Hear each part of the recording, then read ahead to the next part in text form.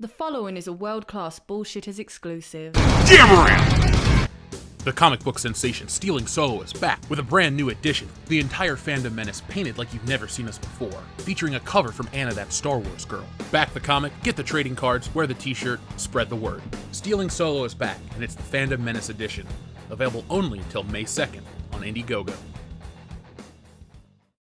It's pretty clear to anyone who watched The Rise of Skywalker that the film was rushed. We were thrust from scene to scene with barely any time to comprehend the story, the teeny tiny bit of story that was there anyway. Suffice to say, they didn't put in the time. Oh, they fly now! They fly now? They fly now! Damn around! I could say that about all of Disney's Star Wars. Since December 2015, there have been 5 theatrical films and over a dozen other Star Wars multimedia projects stretching the brand to its limit. It took Lucas 6 years to release each of his trilogies, yet Disney went to plaid and ruined it for everyone by flooding the market with a bunch of shit that no one liked. Except for The Mandalorian. Disney ruined that one after the fact, but that's a topic for another day. We all know that piss-poor planning produces piss-poor products, and The Rise of Skywalker is the golden shower of the Skywalker saga.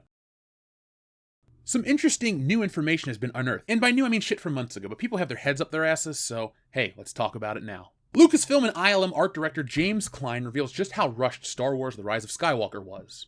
Lucasfilm and Industrial Light and Magic art director James Cline reveals just how rushed the production of The Rise of Skywalker was. Cline, who has been working for ILM since 2013, when he came on board for The Force Awakens, detailed just how horribly rushed the production was in a number of Instagram posts where he shared concept art from the film. In an Instagram post back in November of 2020, Cline shared concept art for the Mon Calamari cruiser. He captioned the post writing, Mon Calamari variant from the Battle of Exegol. At a time in the production when we were desperately in need of more ships. Over the span of a day or so, I kit bashed the Home One ship to fill out our fleet. You gotta do what you gotta do. More recently, Cline shared shots from the ending of The Rise of Skywalker. Cline shared a shot from the ending of The Rise of Skywalker showing a Star Destroyer crash into Bespin. He wrote, part of a quick montage at the end of The Rise of Skywalker. Fun building Bespin under pressure. Only had a day to work this out because of the late production and we were all under the gun.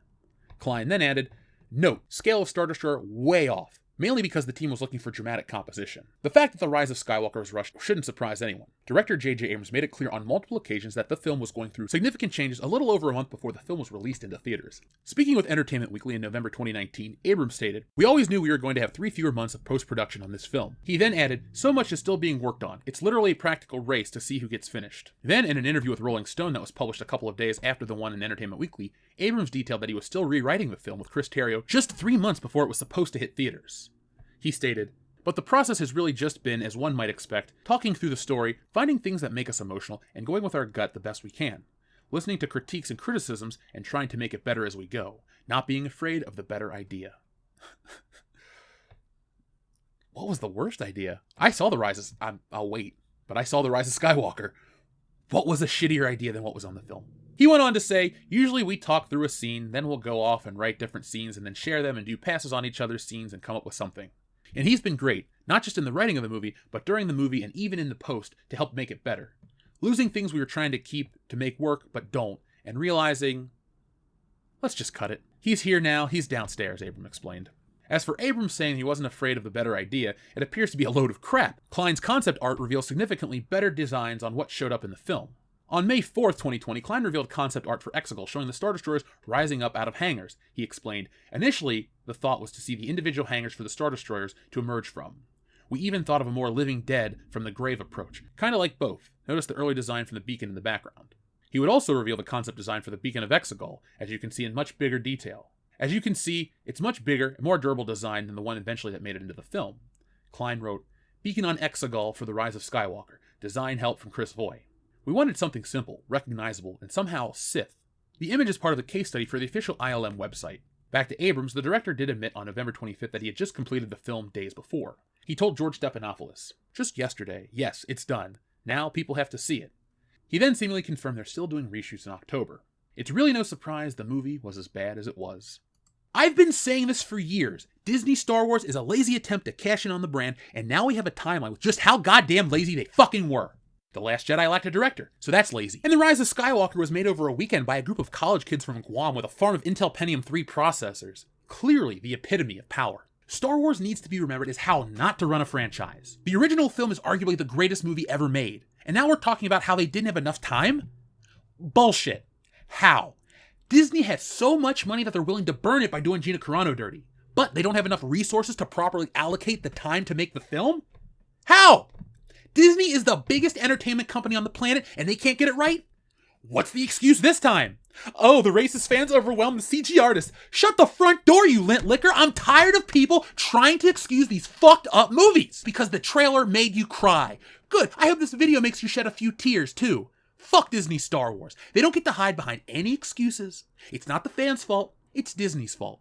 I fear for the future of Star Wars because there's not a whole lot of certainty in that galaxy far, far away. They don't know what the hell is next because the tyrannical idiot in charge has no clue about Star Wars. I don't know why I'm surprised that The Rise of Skywalker was a rushed mess. Under this lady...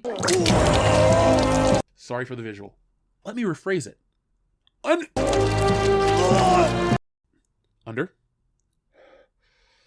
I got this.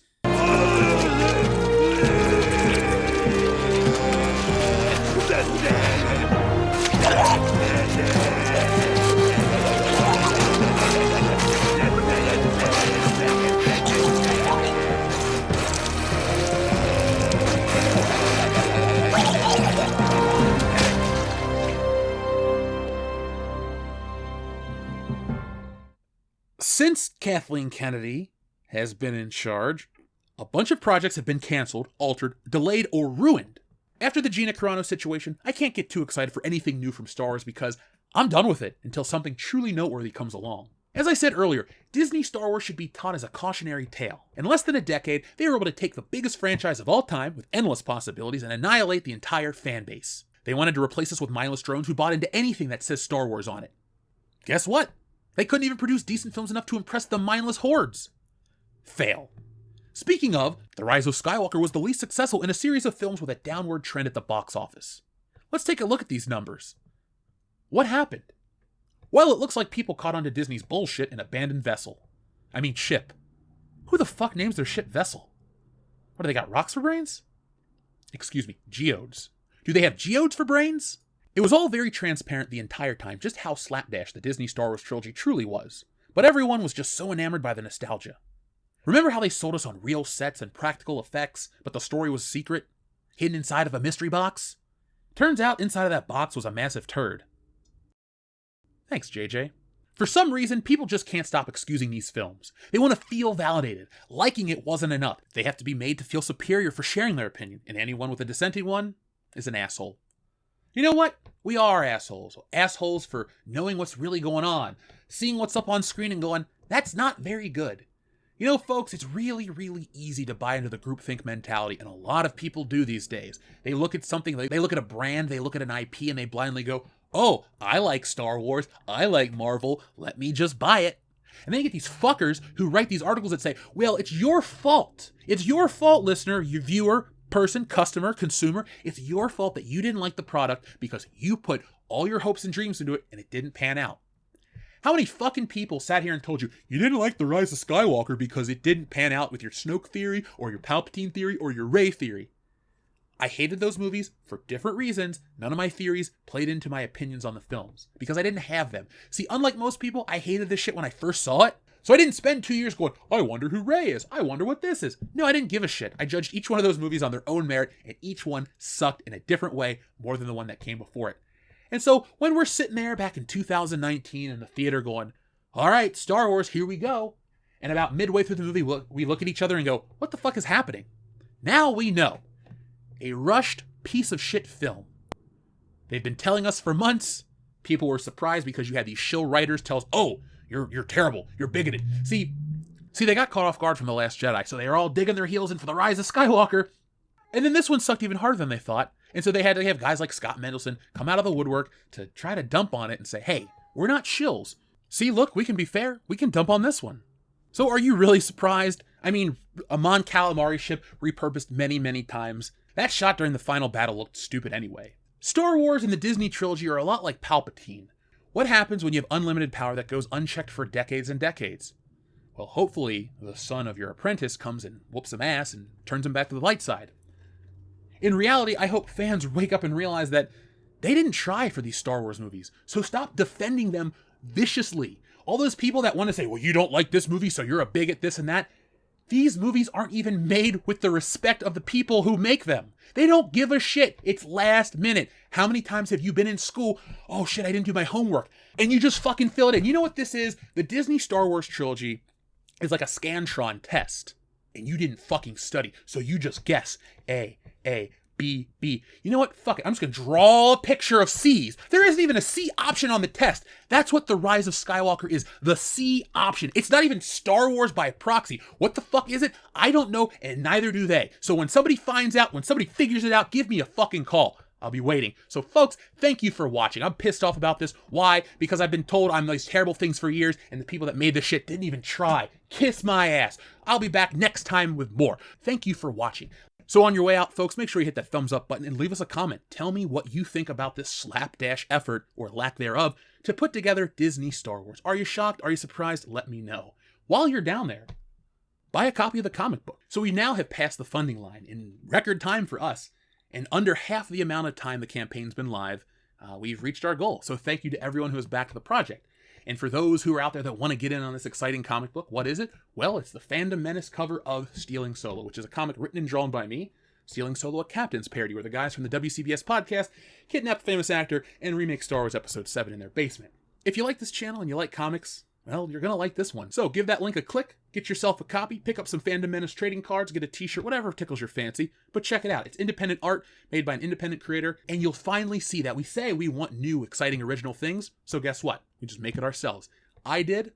Anna painted the cover, Anna that Star Wars girl, and now many of you have backed the book, and many more will in the future. So folks, thank you for watching, thank you for subscribing, thank you for commenting, and thank you for being a part of this community. WCBS, we're on the way up all the time, and I never take enough time to say the word time from all of us here on the channel. Thank you very much. I'm gonna go. I got some stuff to get ready for. We have a very, very big week ahead of us. So folks, be smart, be safe, be cool, but always be excellent to each other.